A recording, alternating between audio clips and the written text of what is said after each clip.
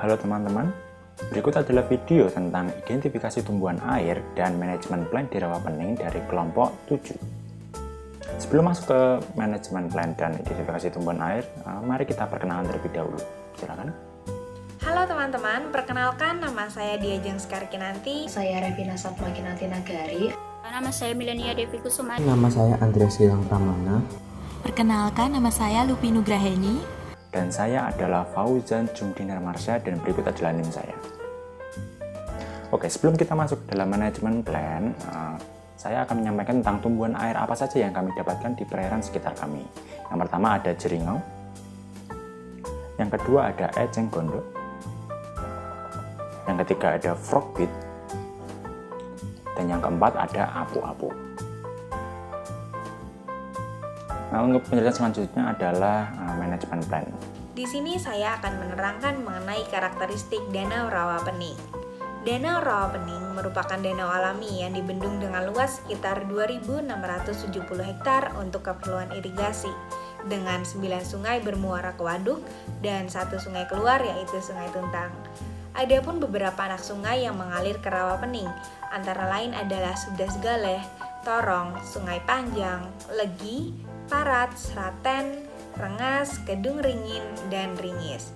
Di samping itu, Danau Rawapening merupakan danau alami yang multifungsi, dapat digunakan sebagai pembangkit tenaga listrik, perikanan, pariwisata, serta air baku. Kemudian, vegetasi dominan yang ada di Rawapening merupakan tanaman eceng gondok. Rawapening merupakan danau yang terletak di Kabupaten Semarang, Provinsi Jawa Tengah. Tepatnya kurang lebih 40 km ke selatan dari kota Semarang. Luas wilayah dari Rawapening ini sendiri yaitu sekitar 2.670 hektar, di mana menempati wilayah Kecamatan Ambarawa, Bawen, Tuntang, dan Banyu Untuk batas administratifnya, sebelah utara dibatasi oleh Kecamatan Bawen, sebelah selatan dibatasi oleh Kecamatan Banyu sebelah barat dibatasi oleh Kecamatan Ambarawa, dan sebelah timur dibatasi oleh Kecamatan Tuntang. Secara umum, iklim di wilayah Rawapening dapat dikategorikan sebagai daerah beriklim tropis basah.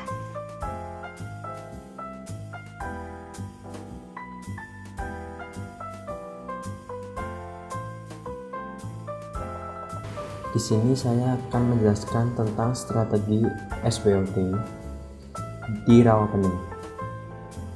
Untuk strategi SO, yang pertama, memanfaatkan potensi Rawapening untuk menarik wisatawan. Yang kedua, optimalisasi kerjasama antara masyarakat dengan pemerintah dalam pengelolaan Rawapening. Yang ketiga, optimalisasi peran stakeholder seperti pemerintah, masyarakat, dan pelaku usaha. Untuk strategi ST sendiri, yang pertama, pengendalian eceng gondok dengan memanfaatkan eceng gondok sebagai bahan baku kerajinan maupun olahan makanan. Yang kedua, pemanfaatan eceng gondok sebagai fitoremediasi untuk mengurangi pencemaran perairan. Yang ketiga, melibatkan seluruh stakeholder untuk berpartisipasi dalam pengelolaan Rawapening. Kemudian ada strategi OW berdasarkan peluang dan kelemahan dengan menetapkan sistem zonasi terkait perikanan tangkap dan budidaya, lalu menetapkan sistem sanksi terhadap pelanggaran pemanfaatan sumber daya. Kemudian strategi TW berdasarkan ancaman dan kelemahan melalui pengontrolan dan pengawasan sumber daya Rawapening, mengembangkan dan mengelola Rawapening dengan melibatkan seluruh stakeholders dan pengaturan pemanfaatan sumber daya berdasarkan kesepakatan seluruh stakeholders. Saya akan menyampaikan tentang manajemen pengelolaan perairan Rawapening. Yang pertama yaitu penetapan kebijakan terhadap pelarangan pencurian ikan, sehingga akan diberikan sanksi kepada para pelanggar.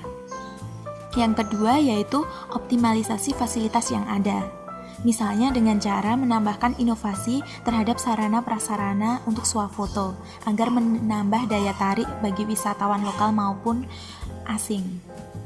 Yang ketiga yaitu subsidi alat tangkap bagi nelayan, tentunya dengan alat tangkap yang ramah lingkungan. Yang keempat yaitu agenda gotong royong dengan warga sekitar untuk membersihkan eceng gondok, baik melalui pengendalian fisik, kimia, atau biologi. Tetapi harus meminimalisir dampak pengendalian terhadap hewan akuatik. Yang kelima, kontrol pengelolaan secara periodik untuk memastikan apakah program pengelolaan tersebut berjalan dengan baik atau tidak, sehingga terdapat pertanggungjawaban di situ.